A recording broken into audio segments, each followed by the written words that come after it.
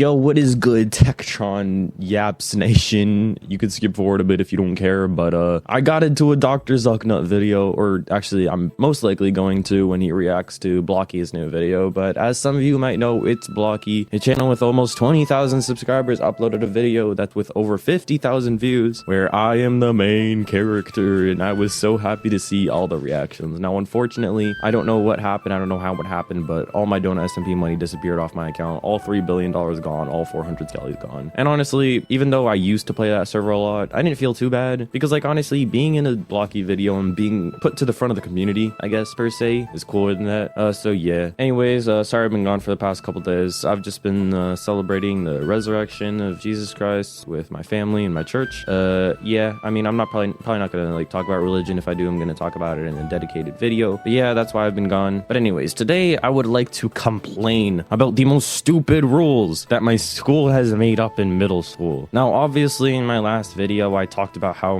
our administrator banned rubber bands. Like, it's not even a joke. Literally, because we would shoot them at each other, because a lot of the guys played airsoft and they wanted to find a way that they could play it in school. And they found out that if they shoot rubber bands at each other, then they could pretend like they're playing airsoft in school, which I participated in. And obviously, all the boys and I were pissed at that. And we found a great way to get revenge on him in April Fool's, which is what I talked about in the last yap. But anyways, today I'd like to yap about a couple more stupid rules that my school has come up with. First of all, dodgeball. Dodgeball is one of our favorite games. We used to play it all the time at recess. And honestly, like, we used to just come up with the games. We even have like a voting system during lunchtime. We just go around the table, sort of doing like a vote on who gets on what game we play for recess. And one of our favorites was dodgeball. Everybody loved dodgeball. Dodgeball was great. Eventually, dodgeball was banned because of all the little kids that were playing on the side who got hit by the balls and would start crying even though they're not actually hurt. They would just cry for the love of the game. I don't know, but eventually it got banned, which everyone was pissed at, but that's not the reason why. It's the coaches. The coaches were always the recess monitors. Every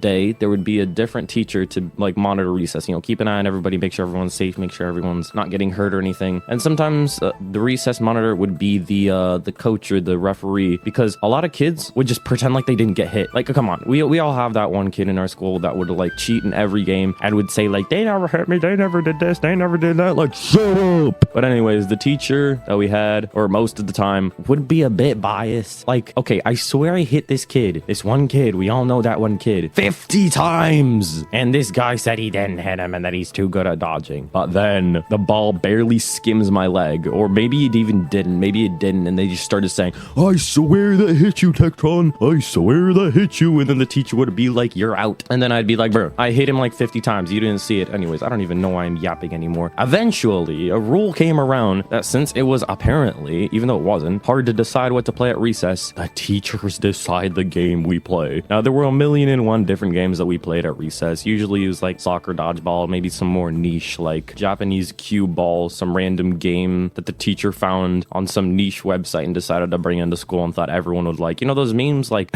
how the teacher looks at us when we don't want to play Indonesian kick hockey or something? I don't know. Well, anyways, that's kind of what it was like. Eventually, after I left, the guys that were still a year younger than me told me that they came up with a rule that the teachers decide the game they play at recess. Excuse me, sir? Isn't that the whole point of recess? Also, during 5-minute breaks between classes, it was such a pain to play soccer because the teachers would put every single dodgeball, we played soccer with dodgeballs by the way, into a storage closet and put a literal lock on it. So we couldn't play soccer unless we literally took a ball and hid it somewhere in the main room. That's because apparently the teachers thought we were gonna like make a mess, or like without supervision we can't play soccer between classes. Even though they didn't really care, they still tried to enforce it by putting the dodgeballs in a storage closet, but we figured out our ways. Apparently this door was so old to the point that there was a crack between the two doors, so we were literally able to take a little card from a deck that my friend had, stick it between the doors, and wiggle it around until the lock unlocks. This isn't even a joke. It's actually ridiculous. Also, I'd like to yap about something that happened 50 years ago, before I even was in middle school. Since my dad was a teacher at that school and I was homeschooled, sometimes I would just go to join classes. But back then, we all knew Legos. Everybody loved Legos. All the boys traded Legos. We all loved Legos so much to the point that it apparently became an issue. And do you want to know what they did? They banned trading Legos. And so the entire black market for Legos started. I am not even joking. The administrator of our school had to enforce trading Legos by collecting them and then giving them back to people at the end of the day. But that didn't stop us because we pursued through these dark times. We would have entire black markets, specific secret times that we would meet up in very secret places between classes to trade our Lego Ninjago minifigures. Absolute peak show. I don't even know why my branding isn't surrounded around Ninjago. You know what? I'm gonna change my banner to like, I'm gonna put some Ninjago on my banner for the apps channel at least. I think that'd be a good, yeah, I'm gonna do that. I'm gonna do that. But yeah, there were a million other annoying things that teachers did. I would like to yap about one more thing. One day, our teacher said that if all the boys, okay, first of all, there were like 4 girls in our class, and all of them always got straight A's. All of them always got perfect scores on every test they did. On every piece of homework that they touched, they would always get perfect scores. And there's nothing wrong with that. However, the boys, they were a bit of a different story. Like most of us passed. I'm pretty sure everybody passed, but none of us were ever like as good as the girls. So one day, our administrator, who is our language arts teacher, said that if we passed this test, which was all around the books that we've read throughout the year, and basically there were questions maybe about the author, maybe about like a specific chapter in the book or something. Well, anyways, it was a multi-choice 20-question quiz, not a test. It wasn't even that tough. And he said that if all the boys got perfect scores, then the next class afterwards, a 40-minute class, we would get to skip all of it and play soccer in the main room as long as we were quiet. And we were like,